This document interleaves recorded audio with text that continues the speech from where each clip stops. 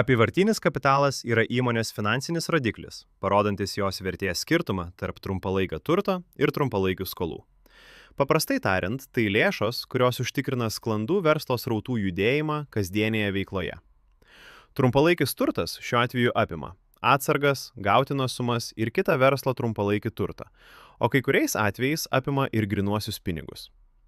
Trumpalaikiai įsipareigojimai – tai skolos tiekėjams ar kiti trumpalaikiai verslo mokėjimai, kurie yra dalis prekybinių ryšių, neapimant finansinių įsipareigojimų.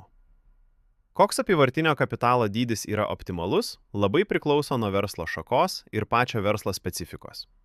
Vieni verslai reikalauja aukšto apyvartinio kapitalo, kai kiti gali sėkmingai veikti netgi su neigiamu apyvartiniu kapitalu.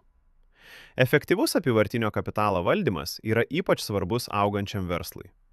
Per didelės atsargos gali įšaldyti pinigus, o per lėtas klientų atsiskaitimas gali sukelti likvidumo problemų. Todėl svarbu išlaikyti balansą tarp atsargų, skolų ir pinigų srautų.